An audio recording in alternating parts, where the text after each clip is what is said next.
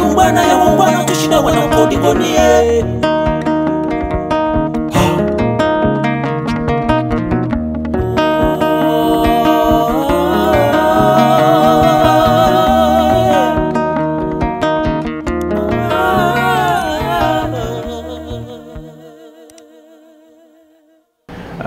Je remercie d'abord Thinking Africa parce que l'idée de Thinking Africa d'essayer de penser de l'intérieur du continent en question, c'est-à-dire au lieu de prendre le penser de l'extérieur sur le continent, on commence à réfléchir nous-mêmes, comprendre ce qui se passe au niveau interne, au niveau du continent. C'est une bonne initiative que je continue à vous soutenir et puis être impliqué tout ce que vous faites pour que les intellectuels, les chercheurs du continent puissent essayer de réfléchir, d'analyser la situation du continent par eux-mêmes et de trouver la solution aussi par eux-mêmes aussi. Alors, comme je viens de dire tantôt que la question la plus difficile pour moi, c'est quand on me demande de parler de vous. De parler de moi, c'est un peu difficile. C'est que je peux donner juste une petite idée par rapport à ce que j'ai fait côté académique et aussi sur le terrain par rapport aux recherches. Alors, Madi Ibrahim Kanté, qui a fait son premier doctorat à l'Université du Caire, précisément en sciences politiques et relations internationales, là où il a travaillé sur le rôle de la CEDEAO dans la lutte contre le terrorisme en Afrique de l'Ouest. En finissant avec cette thèse, il a eu l'opportunité d'avoir la bourse de l'Union africaine à l'Université panafricaine au Cameroun, là où il a travaillé aussi sur la gestion des menaces terroristes au Sahel.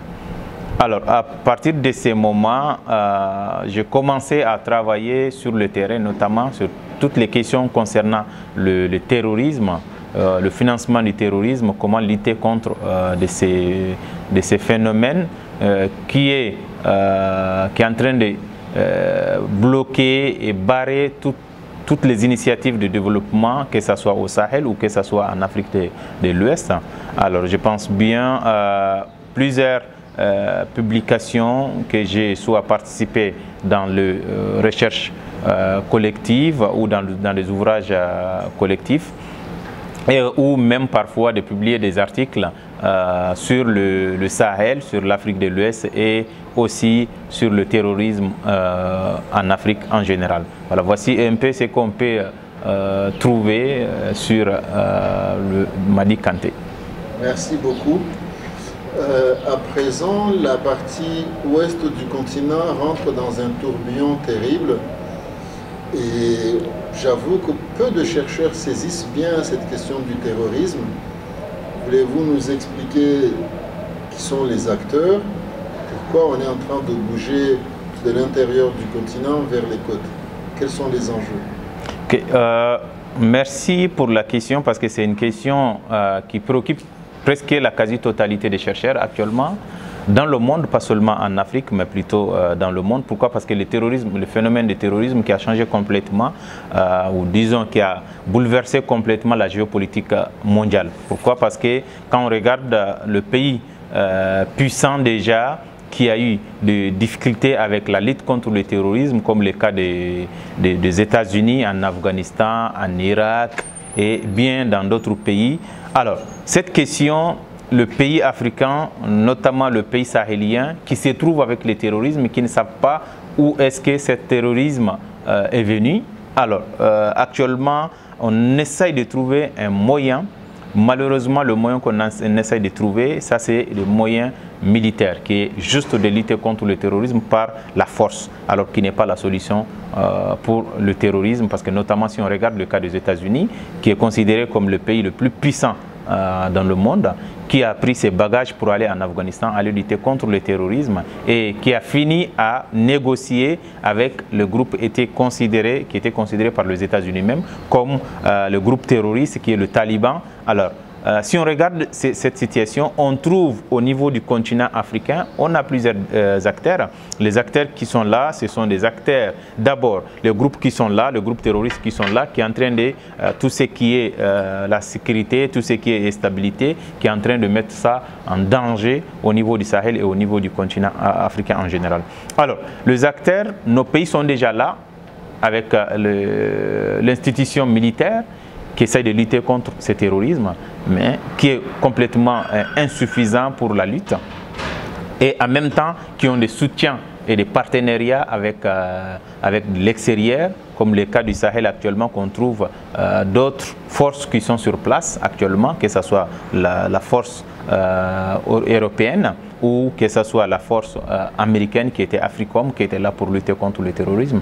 Et sans oublier aussi ce qui est la MINUSMA au Mali, qui est une force ou une mission des Nations Unies qui est là aussi pour lutter contre le terrorisme. Et si on regarde tous ces côtés, tous ces groupes, tous ces acteurs sont là pour lutter contre le terrorisme, mais le terrorisme continue toujours. Pourquoi? Parce que si on regarde la situation du terrorisme, n'est pas comme des guerres normales, qui est un ennemi à l'autre côté et puis la force à l'autre côté pour aller lutter contre ces groupes-là, mais plutôt c'est une guerre symétrique qui sont à l'intérieur de la population, qui essayent de récupérer la population de toute manière, et puis d'essayer d'impliquer la population et endoctriner même la population qui devient automatiquement soutien pour le groupe terroriste sur le terrain. Alors voici un peu ce qu'on a avec le terrorisme dans le Sahel en général, et notamment comme le cas du Mali, Burkina et le Niger aujourd'hui. Comment on décide de consacrer son existence à administrer la mort? Comment on peut consacrer sa vie à un projet nihiliste de destruction de la vie? Quelles sont les motivations de ces gens? Qu'est-ce qu'ils veulent? On va revenir en arrière pour voir comment le groupe ou comment le terrorisme a été créé en question. Alors, on retourne au moment de guerre froide. Pendant la guerre froide, tous les coups étaient bons contre l'adversaire. C'est ça qui était mis en place, notamment par différents blocs que les États-Unis et ses alliés ont essayé de soutenir certains groupes qui les considéraient comme Moudjahidines en Afghanistan contre le bloc de l'Est, qui est l'Union soviétique et ses alliés. Alors, ces Moudjahidines qui étaient déjà sur place avec différents groupes locaux qui luttaient contre l'Union soviétique en Afghanistan. Alors, ces groupes-là, ils ont eu déjà le soutien des États-Unis et l'Occident en général pour lutter contre l'Union soviétique. Quand l'Union soviétique décide de se retirer de l'Afghanistan, ce qui est arrivé, il y a eu déjà de petits conflits entre les étrangers qui étaient en Afghanistan pour soutenir les Afghans contre l'Union soviétique et les Afghans. Alors, ce qui s'est produit après, les États-Unis et ses alliés aussi ont pris part dans ces conflits. Pourquoi? Parce qu'ils ont décidé de soutenir le commandant Massoud contre les étrangers, ce qu'on les considérait comme les Afghans arabes qui étaient sur place. Alors, les Afghans arabes qui étaient sur place, il y a certains qui ont décidé de dire que voilà, on va quitter l'Afghanistan pour aller ailleurs. C'est le Sahel qui est devenu une destination, l'une des destinations de ces Afghans arabes qui ont pris la destination pour venir au Sahel, ce qu'on appelait à ces temps-là foreign fighters, qui sont venus au Sahel, qui ont décidé de dire, voilà, écoutez, nous on était en Afghanistan, on a pu lutter contre les États-Unis, on a pu lutter contre l'Union soviétique, pourquoi on va laisser encore d'autres étrangers qui sont dans le Sahel, qui sont en train d'exploiter les ressources naturelles au Sahel? Alors, ils ont commencé à créer des petits groupes. Le groupe a commencé par AQMI, qui est le même nom qui existait déjà en Afghanistan, qui est Al-Qaïda, mais cette fois-ci en ajoutant au Maghreb islamique, c'est-à-dire Al-Qaïda au Maghreb islamique. Alors, au début, la majorité de ces groupes, c'était des gens qui venaient de l'extérieur. Mais avec le nombre qui n'était pas un nombre assez pour faire une lutte contre les États et en même temps contre la population locale, alors c'était la solution d'essayer de sympathiser avec la population locale, essayer de récupérer cette population locale sahélienne qui était déjà marginalisée, une grande partie, par les États, alors qui ont presque la volonté de lutter même contre cette marginalisation. Alors voici un peu quand AQMI est arrivé, je prends Mokhtar Belmokhtar comme un exemple, qui est arrivé au nord du Mali. La première des choses avec sa méthode de recrutement, c'est-à-dire de s'impliquer d'abord dans toutes les activités que la population est en train de mener. Et il a commencé à se marier avec une Malienne, de Tombouctou, alors, qui a eu déjà le lien avec des chefs coutumiers, des chefs traditionnels, des chefs religieux dans la région. Alors, à partir de là, quand il a gagné la confiance, tout ce qu'il demande à la population locale, à travers les chefs coutumiers, ils sont d'accord. Pourquoi? Parce que ce sont les chefs coutumiers qui ont commencé à soutenir en première position Mokhtar Belmokhtar. Et en demandant en même moment de dire qu'aux jeunes, il faut les soutenir. Pourquoi? Parce qu'il est là pour nous défendre. Il n'est même pas malien, mais plutôt, il est algérien, il est venu pour nous aider, pour qu'on puisse sortir de cette marginalisation. Voici un peu comment la situation est partie. Ça, c'était, je parle de 2000, à partir de 2006 en montant. Alors, en 2011, avec le chaos qui a eu lié en Libye, alors c'était une opportunité. Pourquoi? Parce que le petit groupe qui était là, déjà, il a récupéré des armes. Il a récupéré déjà des jeunes qui venaient de la Libye. Il a récupéré en même temps le financement. Pourquoi? Parce qu'il y avait déjà des groupes qui étaient avec Kadhafi. Alors, dans ce cas-là, il a eu le pouvoir.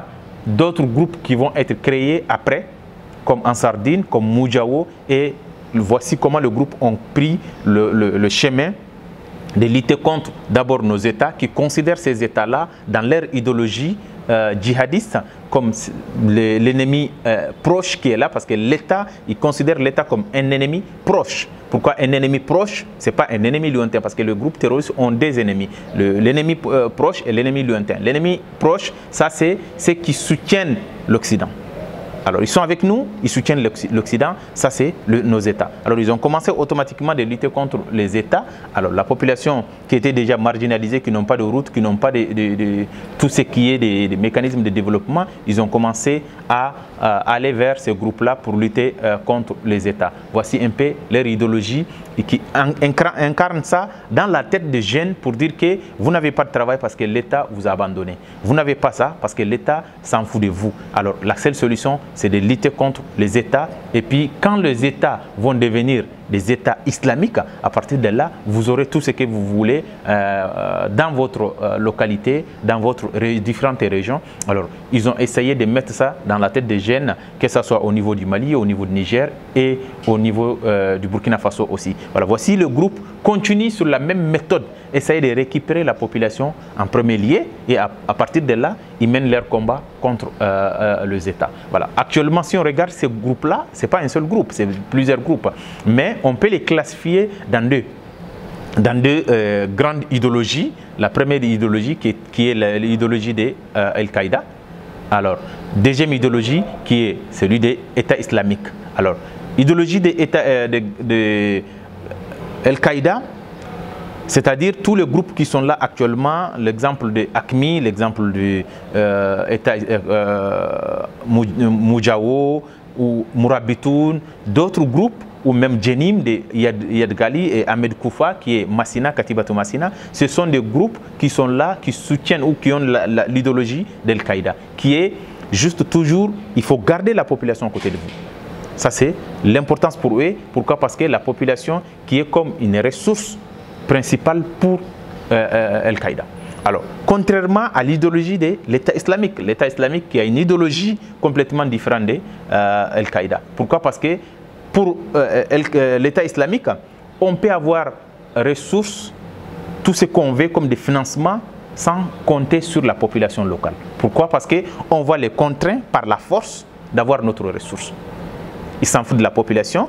Et deuxième point, on peut exploiter les ressources naturelles. C'est la raison pour laquelle on dit l'État islamique, là où il se dirige, mettez dans la tête qu'il y a des ressources naturelles. Ils savent qu'on peut exploiter la ressource naturelle. Par contre, Al-Qaïda, même s'il n'y a pas de ressources naturelles, il exploite la population de payer des taxes, de payer des zakats, de payer des sadaqas pour avoir leur financement. Et en même temps d'avoir une relation avec des organisations caritatives qui sont là pour financer le groupe. Voilà, voici un peu entre les deux groupes. Chaque groupe a son idéologie qui continue à récupérer la population locale au niveau du Sahel et qui vont aller maintenant vers l'Afrique de l'Ouest, notamment le pays côtier d'Afrique de l'Ouest. Alors, cela fait longtemps que l'on est dans le combat contre le terrorisme. Est-ce qu'il y a des résultats? Est-ce que ça a été un échec? Est-ce que même les instruments utilisés pour combattre le terrorisme sont adaptés? On sait que ce sont des gens qui bougent avec des motos très rapidement. Or, l'armée bouge avec des chars et des moyens très lourds. Comment on analyse l'équilibre ou le déséquilibre entre ces groupes et la réponse que l'autorité publique donne? Ok, d'abord, pour donner une réponse oui ou non à cette question, c'est très difficile. Pourquoi? Parce que quand on regarde depuis le groupe terroriste, quand ils ont commencé à récupérer certaines de nos villes, en 2011 ou même bien avant que 2011, alors on trouve que le groupe terroriste continue à gagner du terrain. Ce n'est pas seulement là où on disait les terroristes sont au nord du Mali, mais ce n'est plus maintenant le nord du Mali, mais plutôt on trouve aussi dans le centre du Mali, on trouve aussi dans la zone de l'Iptako-Gourma, entre en frontière Mali, Burkina et Niger. On trouve aussi qu'ils continuent à aller faire même des attentats au Bénin, même aller au-delà de ça. Alors c'est ça la bonne question qu'on doit se poser pour comprendre pourquoi le groupe terroriste continue alors qu'on a plusieurs forces sur place qui est en train de lutter contre ces groupes terroristes. Alors les États même ils ont créé désolé, ils ont créé des alliances qui est de lutter contre l'ennemi commun, comme le cas de G5 Sahel actuellement. Mais malgré tout ça, on trouve toujours, on n'a pas de résultats concrets qui montrent comme quoi le groupe terroriste, il était au nord, ils ne sont plus au nord, ils sont juste dans une seule localité. Mais plutôt c'est le contraire qu'on voit actuellement. Alors ce contraire-là, ce qu'on voit actuellement, ça montre que le groupe terroriste, leur technique est plus forte que la technique des États. Pourquoi? Parce que les États essayent de lutter contre ce groupe-là par la force, seul. Alors que le groupe terroriste font quoi? Ils essayent de récupérer la population par douceur, par des relations familiales, par côté culturel, par la langue. Essayer d'endoctriner la population à travers la religion. Alors, on trouve la population qui prend la décision de financer. Dans cette situation, ça sera difficile de lutter contre ce groupe-là seulement par les armées. Alors, le premier point, si on dit on va regarder le lutte que nos pays, le pays et les forces, différentes forces, même si ce qui est les forces étrangères, ont mené, c'était d'abord de venir, le premier point, militairement, essayer de lutter contre ce groupe-là. Deuxième point, ce qu'on appelait le renforcement des capacités. Toujours le renforcement des capacités, c'était au niveau des armées, de renforcer la capacité des armées, qui n'est pas suffisant par rapport à la lutte contre le terrorisme. Parce que les terroristes, ils sont à l'intérieur de la population. Vous ne pouvez pas les identifier facilement. Pourquoi? Parce que ce n'est pas comme d'autres guerres qui est ennemi à l'autre côté et la force à l'autre côté. Alors, ils récupèrent parfois des gens qui sont même dans l'administration, qui travaillent avec eux, qui font des facilitations, qui facilitent tout ce qui est des activités, des déplacements pour le groupe terroriste. Alors, pour lutter contre ces groupes-là, normalement, ça doit prendre deux volets. Le premier volet, qui est l'armée, qui est là, qui continue toujours à lutter contre le groupe, à essayer de détruire tout ce qui est des bases militaires, bases terroristes. Et en même temps, l'autre volet qui est le développement et même sensibilisation qui peut rentrer dans l'éducation. Alors dans cette partie-là, qui peut jouer un rôle dans la lutte contre le terrorisme au Sahel et en Afrique de l'Ouest, plus que la lutte armée. Voilà, voici un peu, si on parle des le groupe qui sont là, les États en train de lutter contre ce groupe-là, et les groupes continuent de gagner le terrain et à récupérer des territoires, différents territoires, que ce soit au Sahel ou en Afrique de l'Ouest. Très bien, merci beaucoup.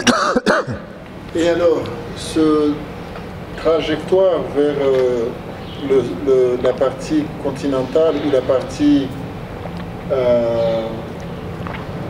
océanique du continent, de l'Afrique de l'Ouest, la côte, est-ce que ça signifie qu'à l'intérieur on a gagné et on les a chassés?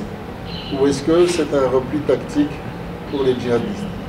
Les terroristes, si on fait une recherche sur le terrain, vous trouvez que les terroristes, ils ont leur stratégie, ils ont leur technique et le plan qui continue à essayer de faire, de gagner le terrain chaque jour. Si on réfléchit que oui, le groupe terroriste part Ils quittent peut-être le Sahel, ils se dirigent vers le pays côtier, qui est le cas de Bénin actuel, frontière Bénin-Burkina. Ce n'est pas parce que le Mali est fort, le Niger est fort et le Burkina, ils ont essayé de lutter contre le terrorisme et ils partent dans ce côté-là. Il y a deux points essentiels qu'on peut aborder ça. Le premier point, les groupes terroristes qui sont actuellement dans le Sahel et en Afrique de l'Ouest, c'est avec des idéologies différentes. Alors, qui est l'idéologie de Al-Qaïda et l'idéologie État islamique. Entre les deux idéologies, déjà il y a des conflits, c'est-à-dire il n'y a pas une entente entre les deux groupes. Alors, déjà, ces conflits mènent ces groupes-là d'essayer chacun ses limites dans son territoire. On a eu récemment le conflit entre l'État islamique et Jenim, qui a poussé Jenim, qui était à Tombouctou, qui a poussé Jenim de se diriger vers un autre territoire, pour qu'il laisse ce territoire pour le Jenim. Alors effectivement, si on regarde ce qui se passe actuellement, ce n'est pas Mali qui a gagné, ce n'est pas le Niger qui a gagné, mais plutôt Jenim qui a gagné de récupérer tout ce qui était des zones sous contrôle de l'État islamique. Alors l'État islamique, dans cette situation, il est obligé de quitter cette zone-là, de récupérer une autre zone. C'est ça qui a poussé l'État islamique, tous les attentats qu'on a actuellement au Bénin ou vers le pays côtier, ça c'est l'État islamique qui est en train de gagner d'espace. Surtout, comme je viens de dire tantôt, que l'État islamique avec son idéologie, il cherche là où on trouve des ressources naturelles. Alors, ils savent bien que dès qu'il arrive dans un pays qui est côtier, il récupère ces pays-là, c'est facile maintenant de faire tout ce qui est de déplacement, tout ce qui est de se financer facilement. Alors, El Shabab de Somalie fait la même chose. Pourquoi? Parce que El Shabab de Somalie, ils font des commerces comme les États font des commerces. Ils ont des bateaux, ils ont tout, ils peuvent exploiter tout ce qui est des ressources naturelles dans le pays et envoyer ça vers l'extérieur. Alors, c'est ça la stratégie de l'État islamique qui est en train de faire, qui se dirige maintenant vers le Bénin, vers le Togo, vers le Ghana, essayer de récupérer le côte. Dès qu'ils vont avoir ça, ça sera compliqué pour les États de l'Afrique de l'Ouest de lutter contre ces groupes-là, parce que le financement arrive facilement. Alors voici, ça c'est le premier point qui a poussé. Deuxième point, effectivement, quand le groupe terroriste arrive à un niveau, il ne voit plus le financement suffisant. Ce qu'ils vont faire, ils vont se déplacer facilement pour aller chercher là où ils peuvent trouver des financements. Voilà, c'est deux points essentiels, c'est-à-dire le conflit entre les deux groupes ou d'aller chercher un autre financement ailleurs, là où ils peuvent trouver des financements facilement. C'est ça qui fait qu'ils déplacent facilement pour aller dans d'autres pays. Les Français se retirent, l'Union européenne se retire. Comment le Mali et de manière générale les pays sahéliens vont se repositionner? L'intervention étrangère dans le pays, dans le cadre de lutte contre le terrorisme, je peux bien dire qu'elle n'a pas donné des résultats depuis le cas des États-Unis en Afghanistan, qui a décidé de rentrer en Afghanistan pour lutter contre les talibans, et après 20 ans qui a décidé de dire que la seule solution, il faut négocier avec le taliban, et puis on se retire, on laisse l'Afghanistan dans la main des talibans. Alors, je pense bien, si on dit on va aller avec le système méthodique, on peut appliquer la même chose sur le Sahel. C'est-à-dire les Français sont arrivés et les Européens sont arrivés pour lutter contre le terrorisme en 2013. Et 2013 à nos jours, je pense qu'on parle de 8 ans, 9 ans. Alors 8 ans, 9 ans, même s'il y a des résultats, ce sont des résultats qui ne sont pas vraiment significatifs par rapport à la lutte contre le terrorisme. Pourquoi? Parce qu'en 2013, on parlait de Tombouctou, Gao et Kidal, pour dire qu'il y a des groupes terroristes qui ont récupéré ces trois régions. Alors aujourd'hui, en 2022, on parle on ajoute le Tillabéri, la région de Tillabéri du Niger, et Dosso du Burkina Faso, et ce n'est plus ça seulement. On continue jusqu'à vers le Bénin, qui est en train de voir actuellement des attentats à l'intérieur du Bénin. Alors, ces groupes qui arrivent, ou ces forces qui arrivent pour aider nos pays, en réalité, ils ont des difficultés d'atteindre le résultat. C'est sur la même base de la lutte, parce que la lutte est basée essentiellement sur la lutte armée. Alors, la lutte armée qui ne donne pas de résultats, il faut complètement changer la méthode que le pays est en train de mener dans la lutte contre le terrorisme dans différentes régions. Ça, c'est le premier point. Deuxième point, si on regarde le financement. En tant qu'il y a des financements, les terroristes existent, ils continuent à faire leurs activités. La seule solution de couper le financement des terroristes. Dès que le financement du terrorisme va être coupé et les terroristes sont obligés, même s'ils n'arrivent plus à faire leurs activités, ils sont obligés maintenant de se retirer ou de retourner à l'intérieur de la population jusqu'à le jour que peut-être il y aura le financement pour qu'ils puissent recommencer encore leurs activités. Sinon, avec le système que nos pays et le groupe, les forces étrangères qui sont là pour lutter contre ces phénomènes, ça sera vraiment difficile qu'ils trouvent une solution avec ces volets militaires. Qui est le premier point, qui est le mandat des MINUSMA. La MINUSMA n'est pas là pour lutter contre le terrorisme. Voilà, parce que la MINUSMA, son mandat, c'est maintien de la paix. C'est-à-dire d'essayer de protéger d'une manière ou d'une autre la population locale. Alors, le casque bleu de la MINUSMA ne prennent jamais l'initiative d'aller pour dire que voilà, il y a tel groupe qui s'installe là-bas, on va lutter contre eux, mais plutôt on va protéger la population, essayer de trouver une solution, comment on protège la population au cas où s'il y a des attaques, s'il y a des attentats. Ça, c'est le premier point. Deuxième point, les groupes qui sont, les forces africaines qui sont à l'intérieur de la MINUSMA, c'est normal, tout à fait normal, qui vont respecter tout ce qui est le mandat des casques bleus.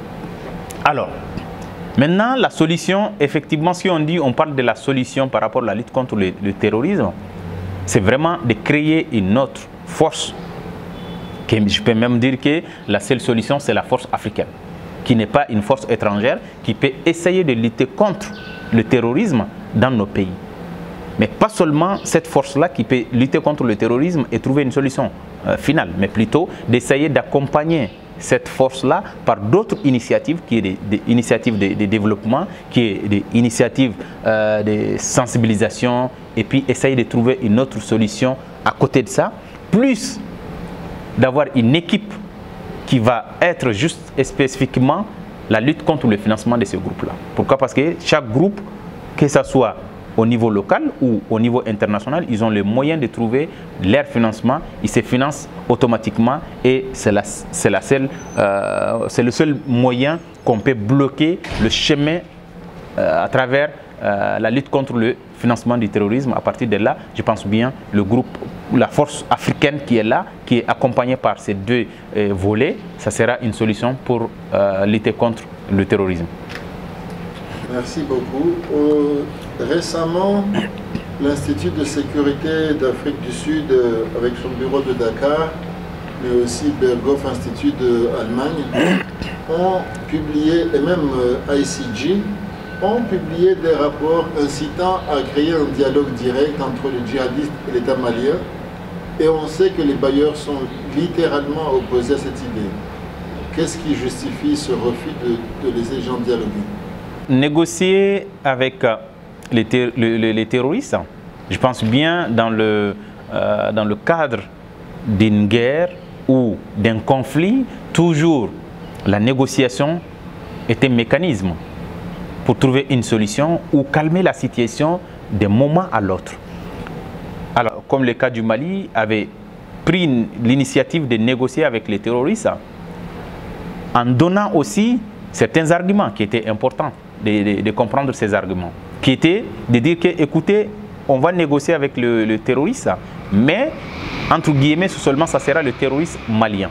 C'est-à-dire pas les terroristes qui sont là, qui sont des étrangers, qui sont venus pour aider les terroristes qui sont au Mali. Mais plutôt, on va négocier avec le Malien qui sont dans le groupe terroriste, qui est en train de diriger le groupe terroriste pour comprendre c'est quoi leur motivation. Pourquoi ils sont dans le groupe terroriste. Pourquoi ils mènent des combats contre l'État, contre l'armée, contre la police. Alors, mais cette initiative a été complètement rejetée par le bailleur, par le partenaire. Pourquoi? Parce qu'en montrant comme quoi leur système juridique ne permet pas d'aller négocier avec un terroriste.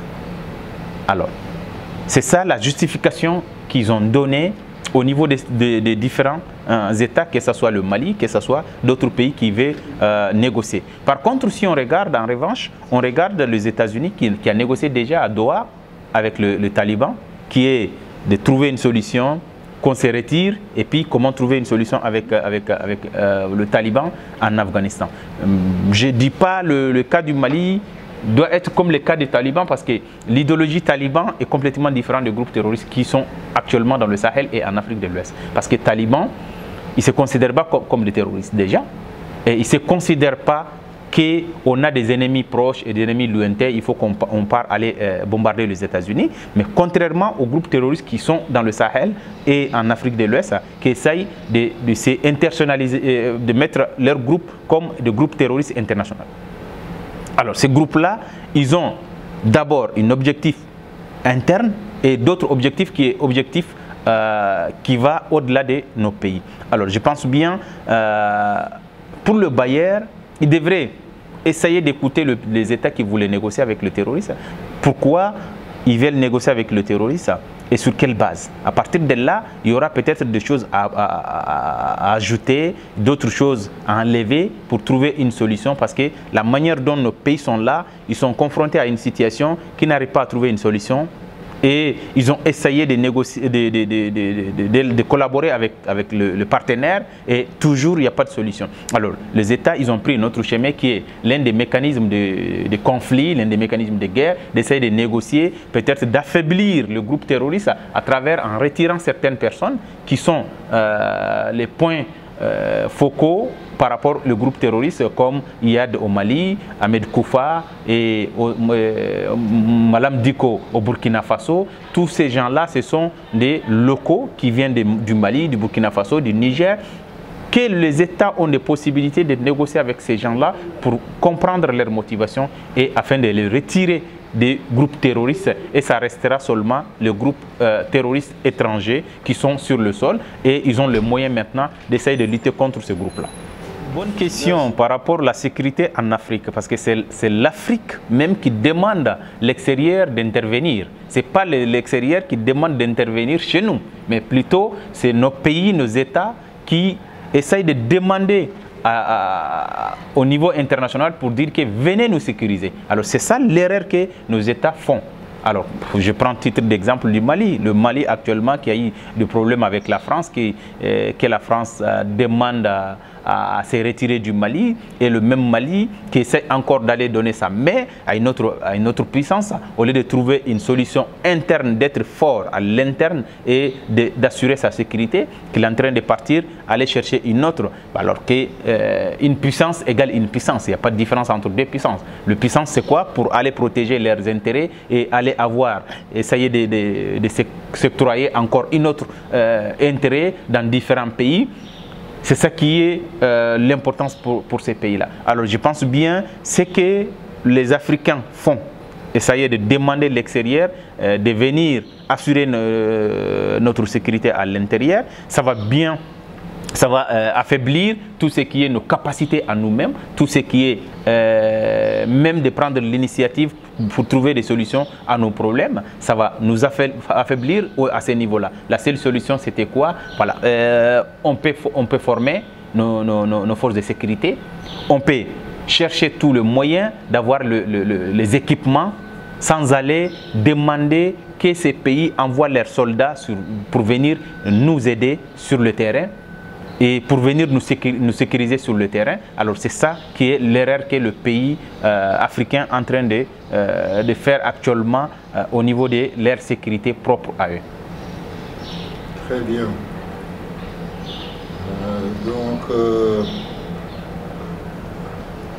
En ce moment, il y a tout un débat sur la présence ou non de gens venus d'un pays slave qu'on ne peut pas nommer si on ne veut pas être exclu du Mali.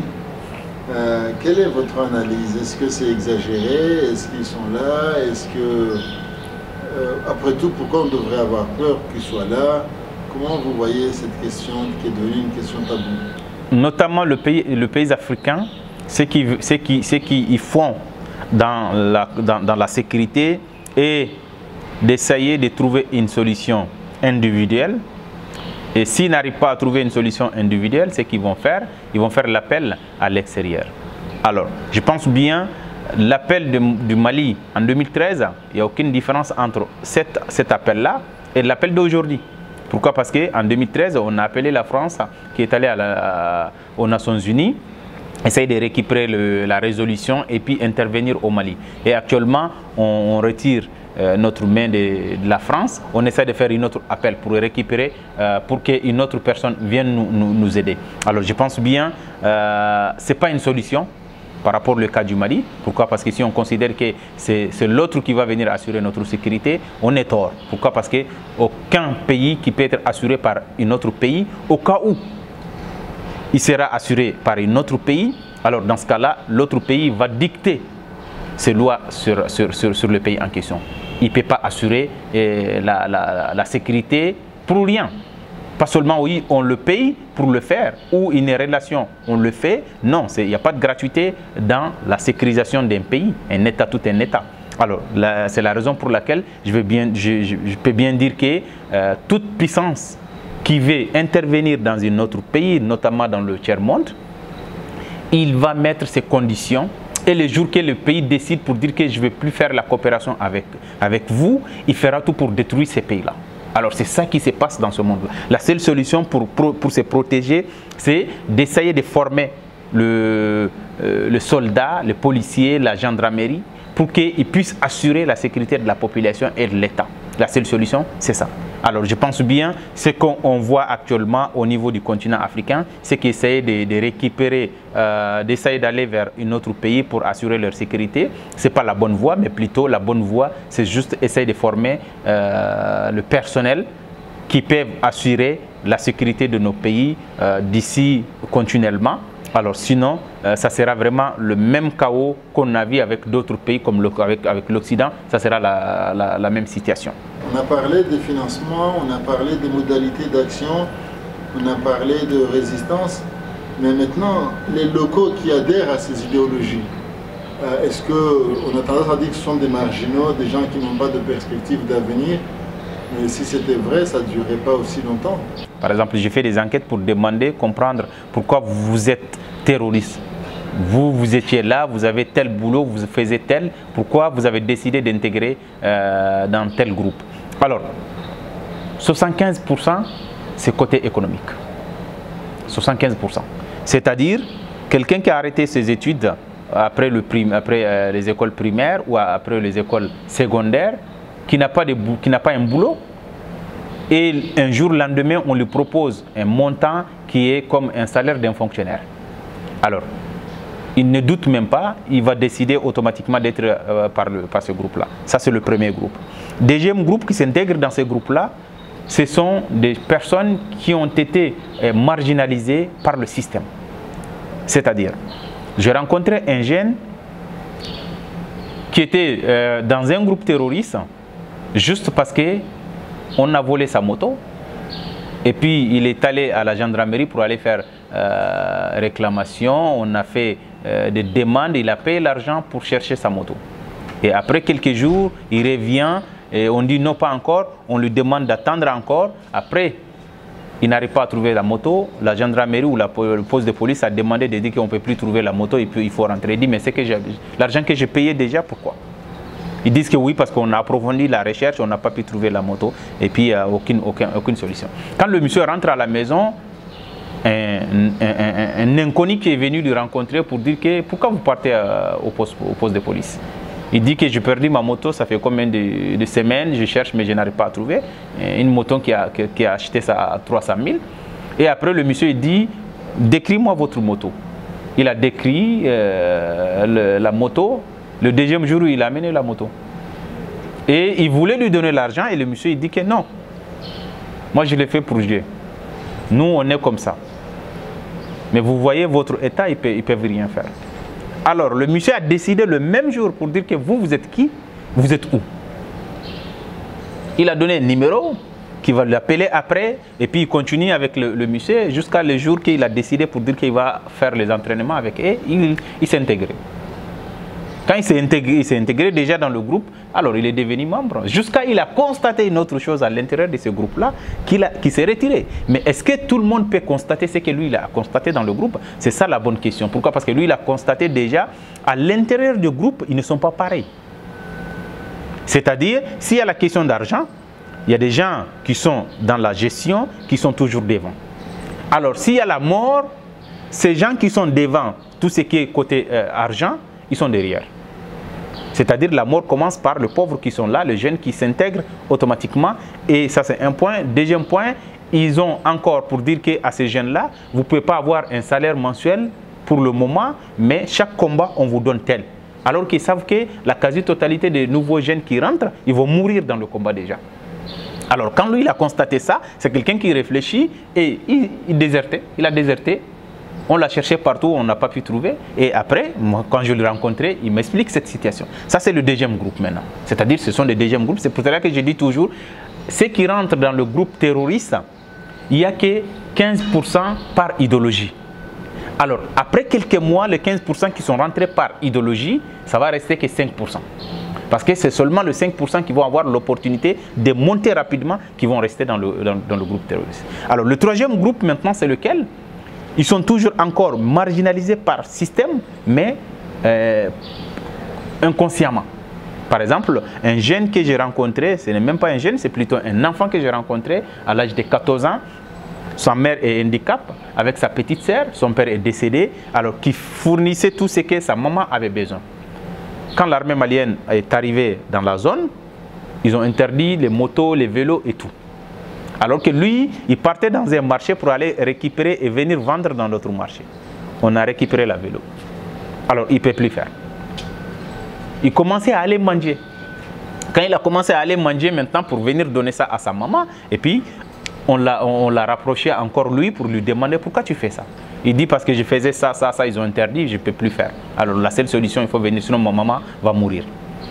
Alors ce que le monsieur avait proposé, il lui a dit chaque jour, tu vas aller dans le marché, tu achètes tel, tu pars aller déposer tel endroit, et puis je te donne 5 000. Et l'enfant a commencé à faire ça, sans savoir qui consommer. Voilà.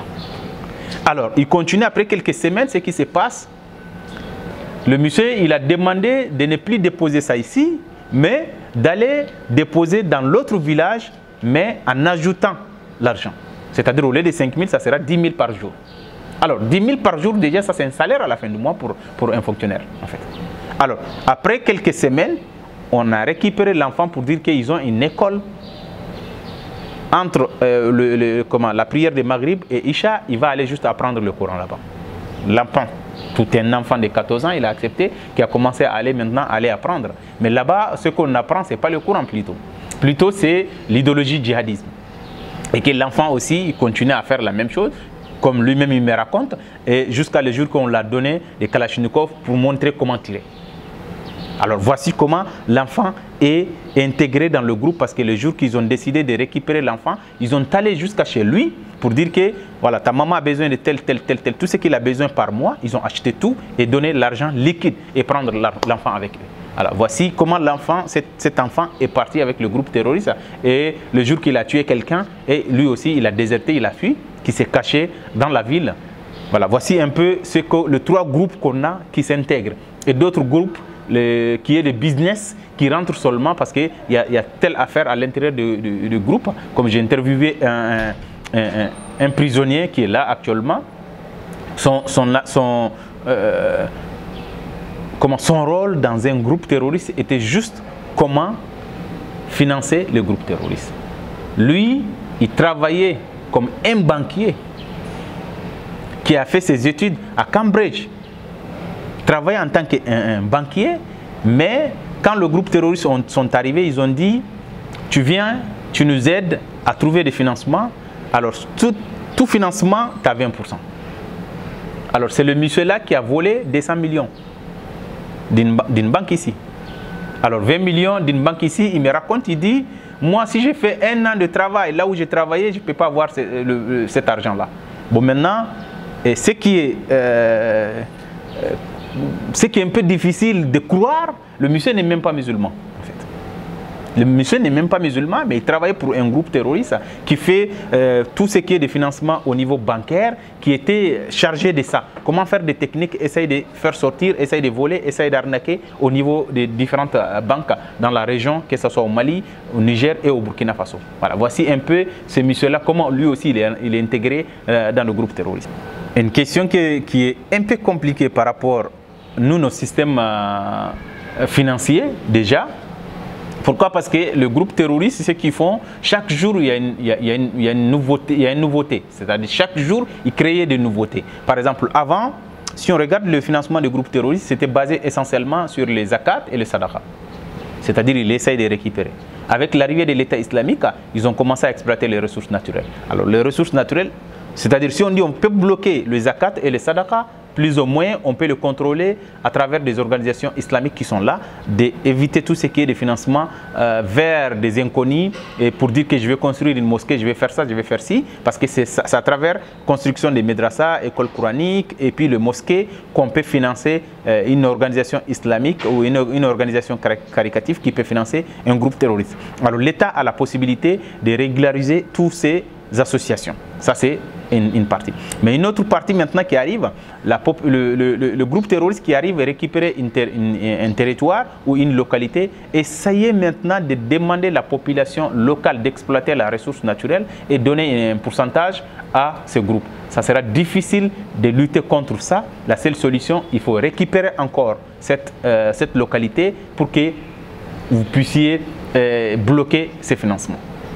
Alors, avec le système numérique actuellement, le groupe terroriste se finance aussi à travers ces systèmes numériques. Pourquoi? Parce qu'actuellement, on peut transférer l'argent de n'importe où vers un autre pays, vers un individu inconnu, juste à travers le téléphone ou juste à travers l'Internet. Alors, qui est difficile à nos systèmes de trouver une solution de lutter contre ces financements. Mais, par contre, en collaborant avec toutes ces institutions financières qui existent dans nos pays, on aura la possibilité de lutter contre ces financements aussi.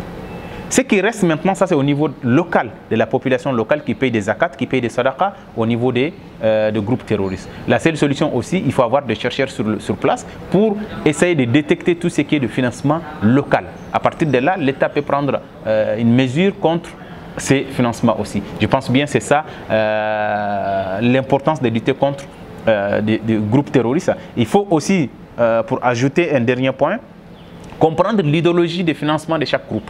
Parce que chaque groupe a une méthode de financement. Alors, groupe ainsi que le groupe, l'État islamique aussi a sa méthode de financement. Alors, si on comprend les différentes méthodes de financement, à partir de là, dès qu'on sait que c'est tel groupe qui est dans telle localité, on peut prendre telle mesure et telle mesure pour lutter contre son financement. Alors l'autre côté aussi, ça sera la même chose. Je pense que c'est à travers ces systèmes-là, il y aura la possibilité de lutter contre le financement du terrorisme dans le Sahel et en Afrique en général. Alors, d'abord, pour l'armée malienne a pu avoir un avantage au niveau des forces européennes ATM qui étaient là pour former l'armée malienne. Alors, si cette force décide de se retirer, effectivement, il y aura des conséquences. Ce n'est pas seulement ATM, mais plutôt, il y avait aussi Takuba qui était là, il y avait aussi Barkhane qui était là, qui collaborait, qui coopérait avec l'armée malienne sur place pour essayer de trouver certains moyens. Parce que si on regarde ces différentes forces, avaient déjà, côté logistique, étaient déjà bien équipées plus que l'armée malienne.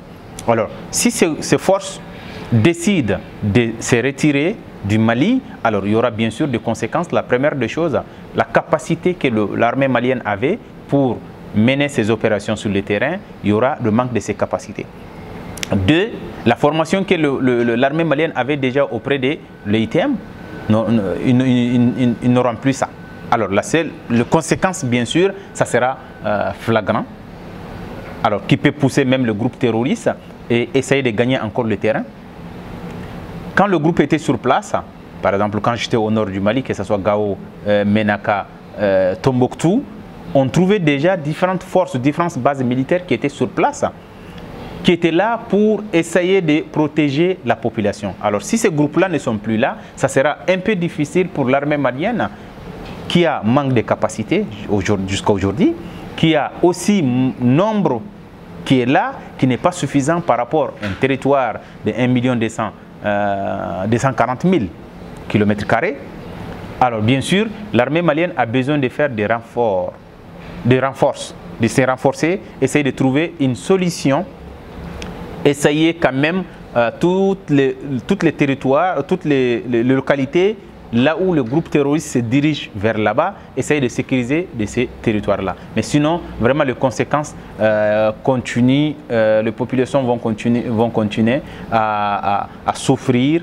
Et puis, le terroriste peut aussi encore gagner le terrain et essayer de continuer à faire des attaques et des attentats dans différentes localités, que ce soit au nord ou au centre et même vers d'autres régions du Mali. Ce qui concerne le coup d'État, plus les sanctions, ce sont des mécanismes de nos organisations. Si on regarde, l'idée déjà depuis le début de l'Union africaine, c'était de créer une intégration régionale à travers les organisations régionales, qui est des communautés économiques régionales. Chaque région trouve une solution au niveau interne d'abord, afin d'établir une intégration africaine en général. Mais malheureusement, cette intégration a toujours des difficultés d'aller en avance. Pourquoi? Parce qu'avec l'insécurité qui existe déjà, et puis chaque pays a sa réalité qui est complètement différente d'autres pays. Alors, certaines mesures prises par ces organisations, plus ou moins, ne donnent pas un résultat efficace.